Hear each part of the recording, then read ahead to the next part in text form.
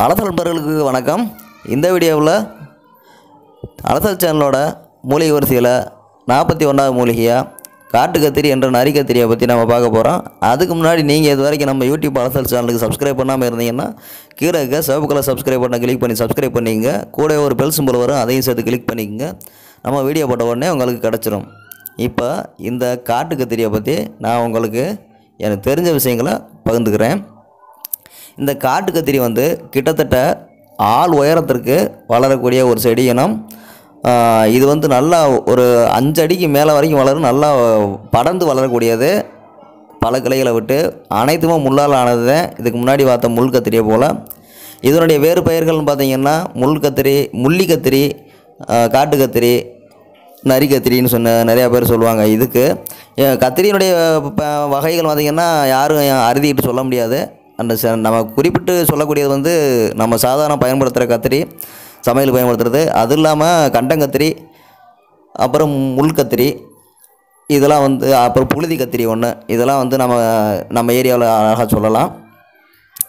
இதில் இந்த கண்டங்கத்திரி என்பது இதைத்தான் போட்டு இதில் இணையத்தில் சொல்லியிருக்காங்க. ஆங்கில அறிவியலாளர்கள் ஆங்கில பேரை கொடுத்து போட்டிருக்காங்க. ஆனால் இது கண்டங்கத்திரி கிடையாது. கண்டங்கத்திரிக்கான லிங்க் கீழே டெஸ்கிரிப்ஷனில் கொடுத்துருக்கேன்.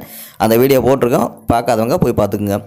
இந்த முள்ளி கத்திரி என்ற அந்த காட்டு கத்திரி இப்போ அருகிட்டு வர்ற இனம் அதிகமாக இப்போ பழக்கத்தில் கிடையாது. இதனுடைய பூ அமைப்பு பாருங்கள், கத்திரி பூவினுடைய அமைப்பு ஒத்து தான் இருக்குது. கத்திரி பூவுக்கும் இதுக்கும் எந்த ஒரு வித்தியாசமும் இருக்காது, அது மாதிரியே தான் இருக்குது. நீல கலரில் இருக்குது. ஆனால் இதனுடைய காய் பார்த்திங்கன்னா சுண்டைக்காயை ஒத்துருக்கு. இது சுண்டை இனமும்னு சொல்லலாம், கத்திரி இனம்னு சொல்லலாம். ரெண்டையும் இணைக்கக்கூடிய ஒரு இனம்னு இதை சொல்லலாம். காய் சுண்டைக்காய் போல் இருந்தாலும் ஆனால் காயினுடைய அமைப்பு அந்த வரி கோடுகளை பார்த்தோம்னா கத்திரிக்காய் போல் தான் இருக்குது. பாருங்கள், இப்படி முடிச்சா இருக்கேன். அதில் 5, 4, 5, 6ன்ற அளவில் கொத்து கொத்தாக இது சுண்டைக்காய் மாதிரி காய்க்குது. ஆனால் இது கத்திரி இனம்னு சொல்கிறாங்க. இதனுடைய மருத்துவ பயன்கள் பார்த்திங்கன்னா இதுவும் புழுக்களை கொல்லக்கூடியது. பல்வலி உள்ளவங்க இந்த விதையை நெருப்பில் புகைச்சி அந்த புகையை பல்லில் படுற மாதிரி பண்ணோம்னா அதுவும் பல்லில் இருக்க புழுக்களை எடுக்கக்கூடிய பல்வலியை போகக்கூடியது. பாருங்கள், அந்த காயில் முள்கள் எப்படி இருக்குன்னு அதுங்க முள்ளாக தான் இருக்குது. இதனுடைய இலை, காய், பூ, பிஞ்சு முதற்கொண்டு செடியினுடைய அனைத்து தண்டு பகுதியிலையுமே முள்ளாக தான் இருக்கும். இது பிற்காலத்தில்னா ஒரு 5-10 வருஷம் கழித்து பார்த்திங்கன்னா அந்த செடியெல்லாம் இருக்குமான்னு தெரியல. அதனால் இதை நம்ம பதிவில் நான் இணைச்சிருக்கேன். ஏன்டா பிற்காலத்தில் இதெல்லாம் இந்த இனம்லாம் அழிஞ்சு போகக்கூடிய வாய்ப்பு இருக்குது. ஏன்னா இப்போவே கண்டுபிடிக்கிறது கஷ்டமாக இருக்குது. இந்த செடியெல்லாம் கிடைக்கிறதில்ல. அதனால் இன்றைக்கி நமக்கு ஒரு மூலிகை பயணத்தில் இது நமக்கு கிடச்சிது. நம்ம உங்களுக்கு போட்டிருக்கேன். இதனுடைய பூ நீல கலரில் இருக்கும். இதனுடைய பிஞ்சு சுண்டைக்காய் மாதிரி சின்னதாக இருக்குது. இதனுடைய காய் பச்சை கலரில் வரி வரியாக இருக்குது.